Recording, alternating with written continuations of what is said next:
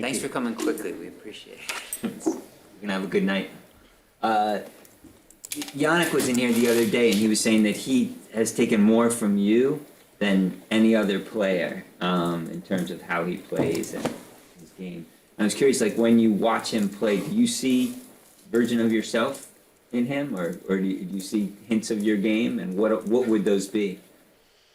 I do. I think it's obvious in terms of, I guess, the style of play that we both have, that we have quite a bit of similarities. You know, we try to take the ball early, be aggressive, dominate the exchange from the baseline.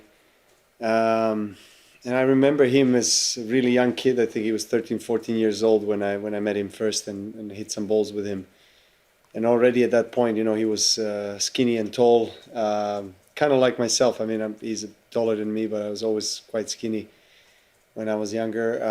But he was just ripping the ball, you know, and you could see that he's got the really good timing and good speed on his strokes. He uses head speed racket that I use as well. So there's quite a few similarities, but obviously he's unique in his own way. And the work that he has done with his team over the last couple of years is tremendous in terms of his improvement, really serve, movement, accuracy. I mean, as much as speed, everybody talks about the speed of his shots, but I mean, the timing is incredible, but I think it's just he decreased the number of unforced errors that he had maybe in the first few years of his career.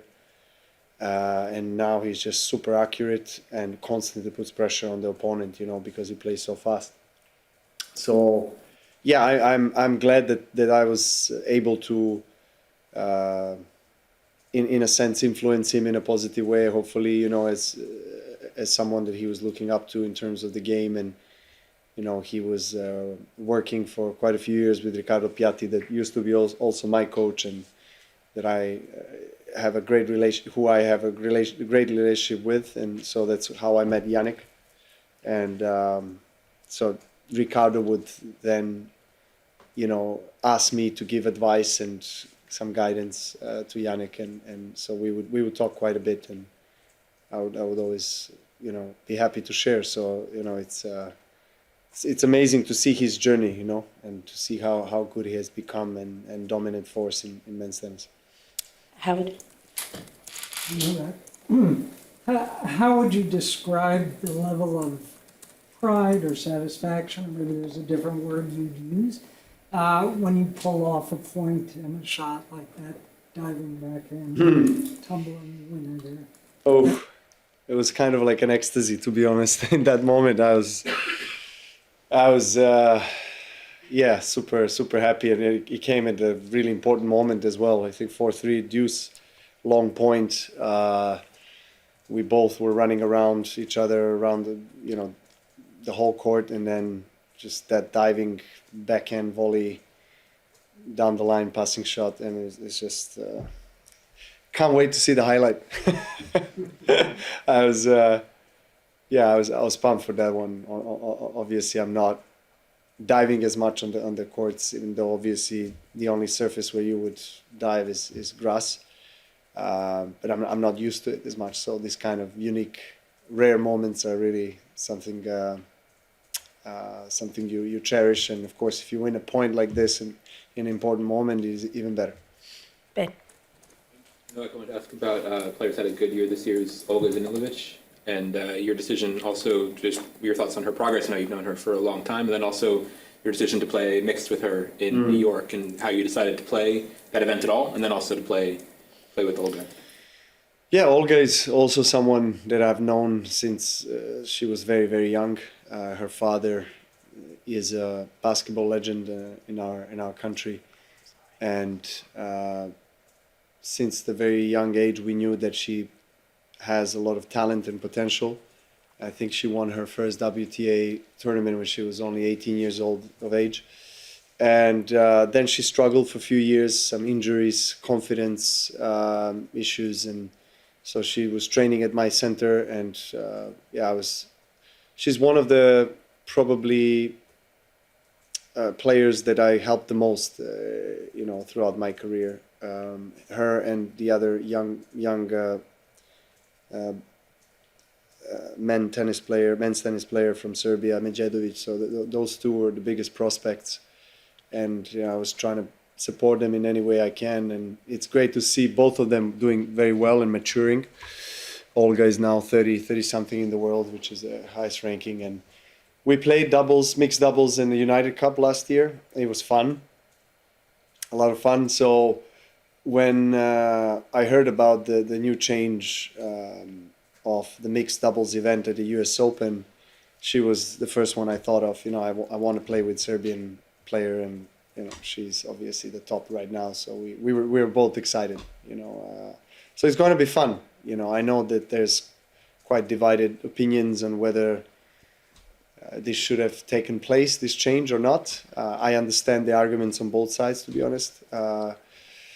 But I guess in terms of the fun and entertainment and attracting the top players and singles, both men and women, that's what they got with this change. So, but I do understand the arguments on the other side saying, 2 days, short format, you shouldn't be named a Grand Slam champion, but it is what it is, and US Open or USTA makes these decisions, and I'm excited to do that, to play that in mixed doubles event. It's a very short couple-day event, but I think it should be very, very entertaining. Ian? Novak, Alex De Minaur has waited a year for this clash. Can you reflect a little bit about what happened this time last year when you were going to play him and he had to pull out? And how dangerous does this make him, do you think, as an opponent? He's very hungry. Yeah, I mean, Alex has also improved his game tremendously, I think, in the last couple of years. He's playing the tennis of his life. He's definitely knocking on the door of the finals, final stages of Grand Slam. I mean, he's gotten to the quarters several times, and last year he had to pull out, unfortunately, because of his injury. But this year, again, he's there. He hasn't dropped a set. He's playing well.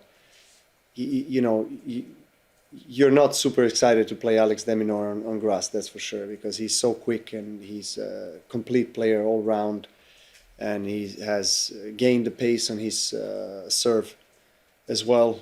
He hits his spots very well. So just a very tough challenge expecting me. So I'm looking forward to it. I think it's going to be a great test to see where my game is at against a top player like Alex. A last English question, Mark. Novak, can I get you to touch on the way he's improved, but can I also get you to just look back at the matchups you've had with him over the journey? Because you had that really dominant one 2 years ago at the Australian Open, and he obviously managed to beat you at the United Cup, and then the other one in Monte Carlo. Yeah, look, obviously he's a different player nowadays than what he was 2 years ago. Not that he was not good 2 years ago, but I think just today the last 12 months he's been very strong and consistent, and fit as well, very fit. I think physically he's gotten stronger. Speed was never an issue. We know that, but just the overall great competitor. As I said, arguably playing his best tennis on grass, because ball bounces low, he stays low, he plays quite flat, and loves to play fast, loves to absorb the pace. Just great player, and I think it's going to be a good match.